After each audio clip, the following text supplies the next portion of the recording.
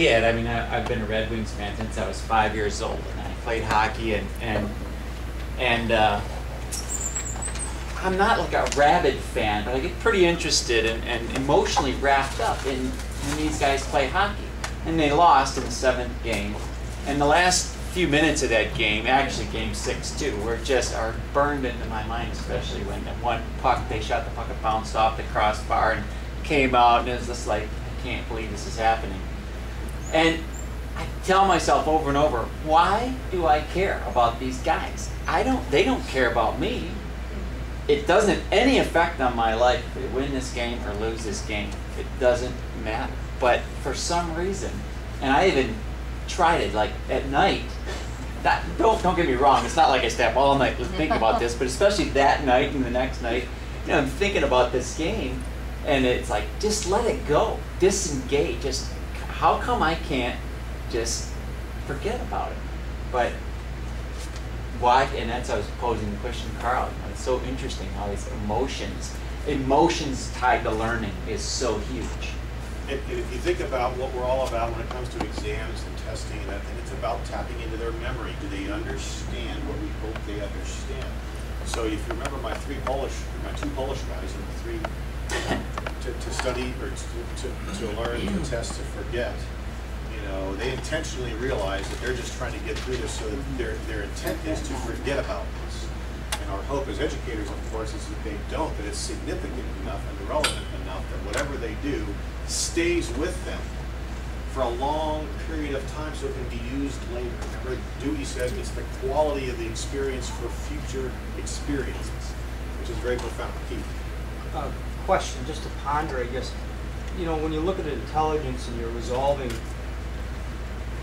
are you looking for memory, or are you looking for ability to assemble outlying things into one answer?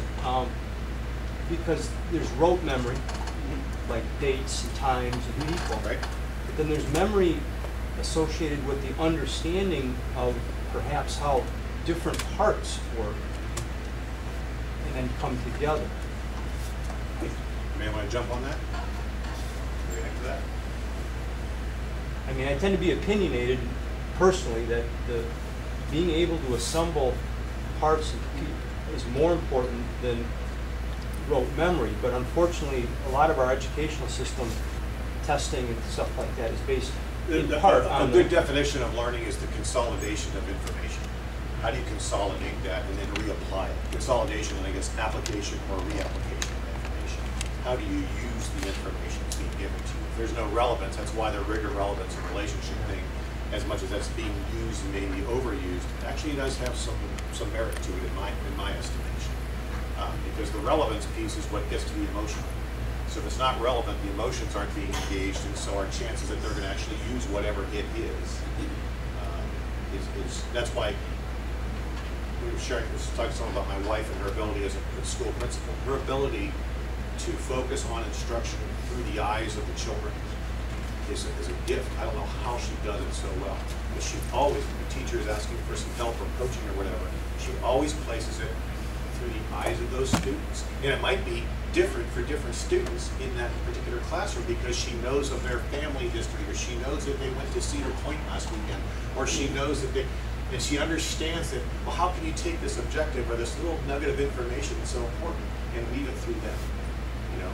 So it is the consolidation of information and reapplication and reprocessing of that. You're right. Well, I'd like to add something to that. I read this article about how geniuses work on howstuffworks.com. It's a great website. And they say that intelligence or geniuses, the studies they have done on their brains, they have found not that they're bigger in size, but they have more connections between the neurons. So the memories, you have to have the good way to memorize things, but also understanding comes from the connections between the neurons. Because I find our students tend to be very good at memorization or rote skills, but when pushed or challenged with something that they don't have that they tend to falter and falter. You know, some very, very bright kids too. They tend to falter, and then the emotion comes in, and it just, I think everybody knows, and the parents come in and everything else. Betty was talking about that yesterday. Yeah. And it'll be interesting, I think, later in the week you have someone coming in to talk about self-esteem, developing Self-efficacy. self-efficacy. Right. That's, we in the Brain Mind Learning book, that's tied in, it's a huge component of the nature and value of education in terms of developing self-efficacy. I mean, even here today, in this week, it's of great importance that each of you as learners comes away feeling good about the experience that took place here. That you come away going, well, that was of value to me. I'm glad I did that. You know, I'm now of more value in the work that I'm about to go do as a result of being here. So your self-efficacy, which is a key thing, my friends, and that is to remember that we're not necessarily separating us as the teachers, leaders, from the students in enterprise. It's about us. And we have to perceive all of us at all times as the learner. We are all learners all the time. 24/7 we're learning, whether we know it or not. We're learning about all kinds of stuff. It's amazing. I have a fabulous article. I'll be glad to send it to you. If you're interested, email me. That people, you know, the original thing is how many senses do we have? There are 5.